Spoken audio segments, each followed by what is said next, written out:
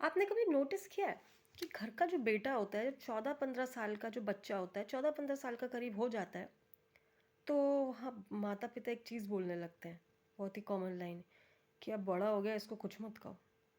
बड़ा हो गया, अब कुछ मत कहो इसको, है ना? इसका मतलब 14-15 साल का जो लड़का है, उसकी रिस्पेक्ट है। लेकिन वहीं लड़कियाँ इतनी बड़ी हो जाती हैं, शादी हो जाती है, शादी के बाद भी ना ससुराल में ना मायके में कोई नहीं कहता इसे कुछ मत कहो, बड़ी हो गई है। कोई कहता है कि इसे कुछ मत कहो, बड़ी हो गई है। क्यों? क्या लगता है आपको? ये डिफरेंस क्यों है? क्यों? क्योंकि लड़कियां कमज़ोर हैं? नहीं, नहीं।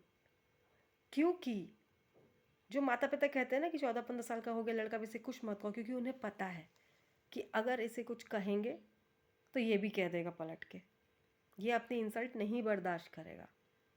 और उन्हें ये पता है कि लड़की को तो पीढ़ी कर दिया गया है कि तुम्हें तो कुछ कहना ही नहीं है, उनके मुंह पे तो पहले ही ताला लगा दिया है, तो इसलिए वो तो कुछ कहेगी नहीं, इसलिए उसको ऐसा बनाया ही जाता है कि कुछ ना कहे, बस सुनती रहे।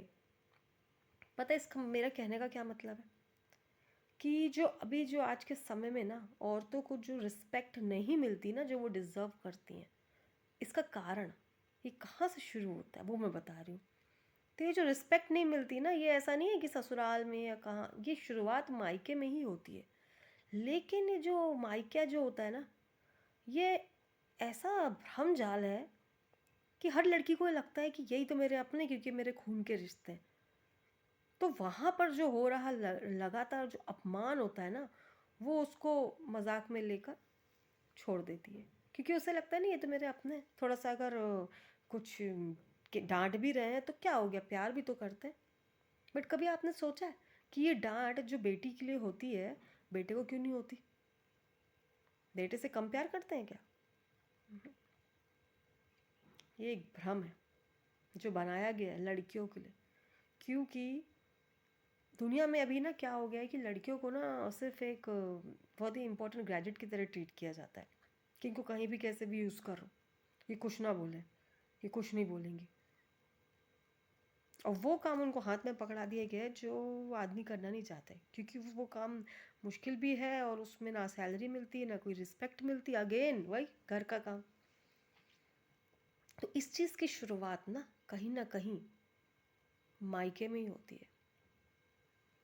इस पैटर्न को आप समझिएगा, देखिएगा कि कभी भी किसी लड़के का कोई मजाक, कभी बेटे का कभी मजाक नहीं उड़ाया जाता है, उसे कुछ कहा नहीं जाता है कि ये बुरा मान जाएगा, कुछ कह देगा, जबकि बेटियों को कुछ भी कह दिया जाता है, कोई बात नहीं। और बेटियां भी सोचती है कोई बात नहीं, कोई बात नहीं, ये मेरे मेरे अपने हैं, मेरे अपने हैं। लेकिन ज़रा समझिए, अगर आप अपने दिल पर उस बात को नहीं लेके कोई कुछ नहीं करते, इग्नोर कर देते, तो ठीक है, ये आपका पर्सनल है।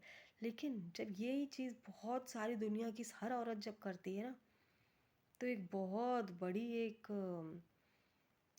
एक कॉमन धारणा बन जाती है कि लड़कियों को तो ऐसे ही रहना है।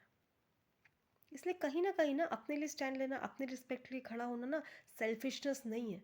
ये सब हम अपने लिए नहीं कर रहे, पूरा का पूरा समाज इससे चेंज होगा।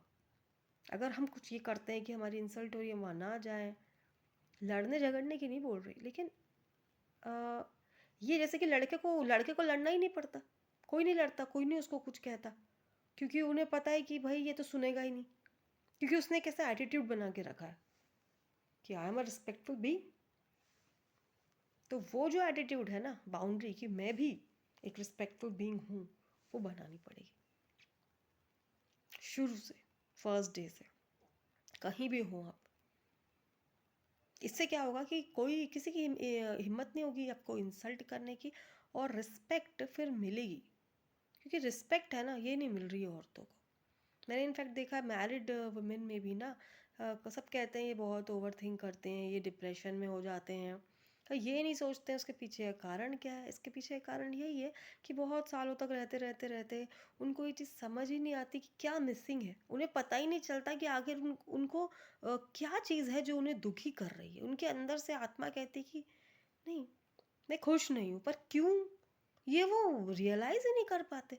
क्योंकि ये जो डिसरिस्पेक्ट है ना, वो उनको पहले से ही मिलता चला आ रहा है, और लेकिन वो इतने साइलेंटली मिल रहा है कि वो समझ ही नहीं, वो उसको ट्रेस ही नहीं कर पा रहे, रिकॉग्नाइज ही नहीं कर पा रहे कि ये डिसरिस्पेक्ट है जो मुझे अंदर से तोड़ रही है।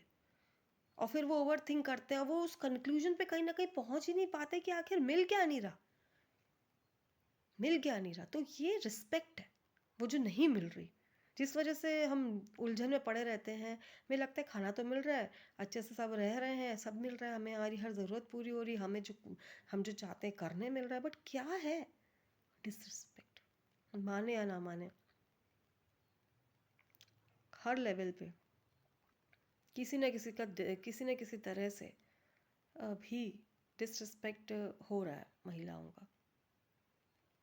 नहीं मिलती रिस्पेक्ट, तभी मिलेगी जब हम खुद को पहले समझेंगे कि हम रिस्पेक्टफुल क्रिएचर्स हैं और अपने लिए स्टैंड लेंगे। और सबसे इम्पॉर्टेंट बात आपको पता है कि डिसरिस्पेक्ट क्यों मिलता है, या महत्व लड़कों के जैसा क्यों नहीं मिलता, जो मैंने अपनी लाइफ में ना प्रैक्टिकली एक्सपीरियंस किया है।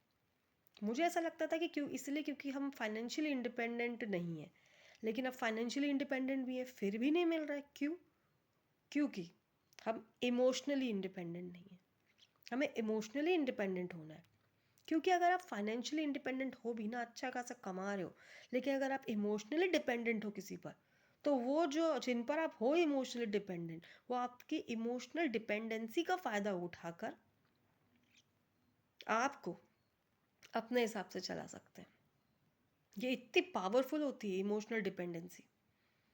तो ये सब महिलाएं हर एज ग्रुप की समझें कि अपनी रिस्पेक्ट खुद करें, करवाएं, और इमोशनली डिपेंडेंट ना हो।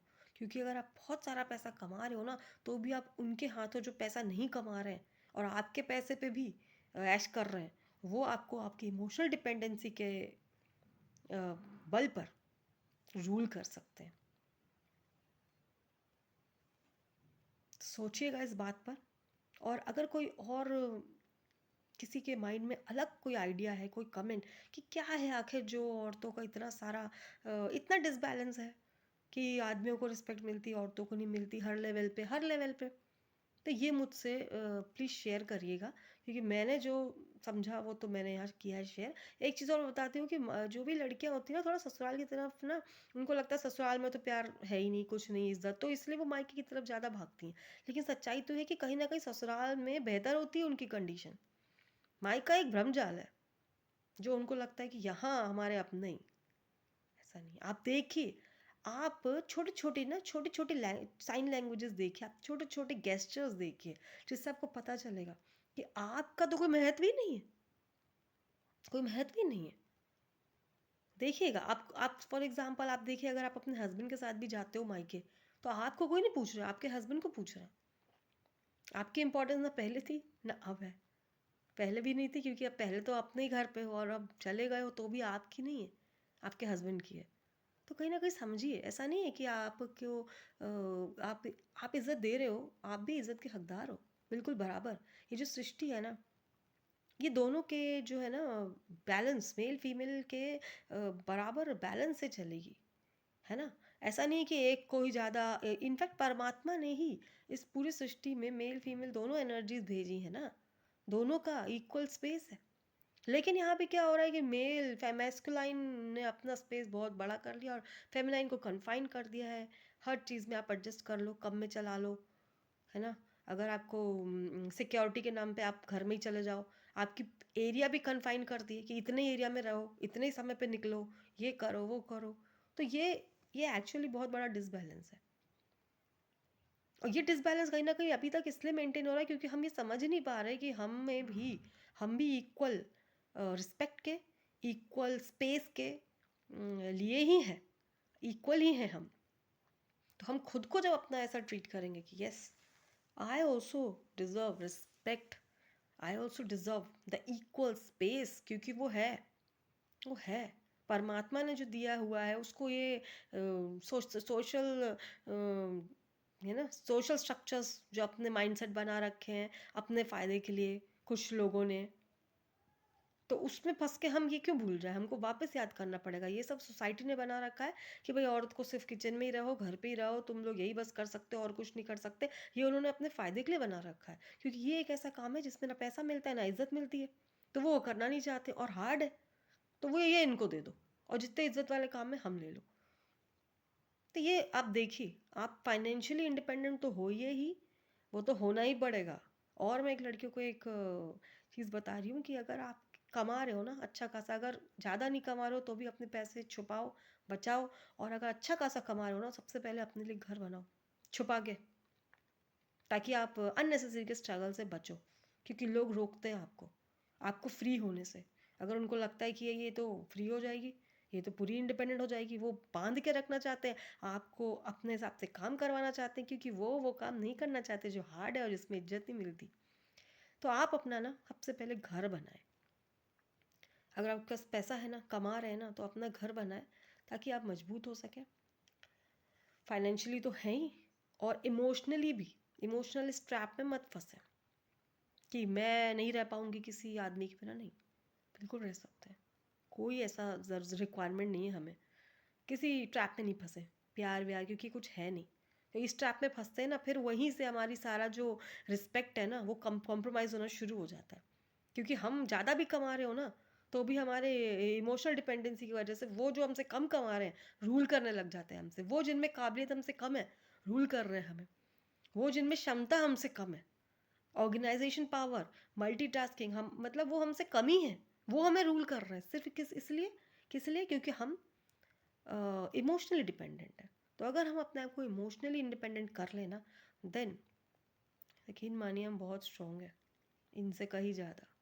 और ये नहीं चाहते कि हम इस चीज़ को समझें। Thank you.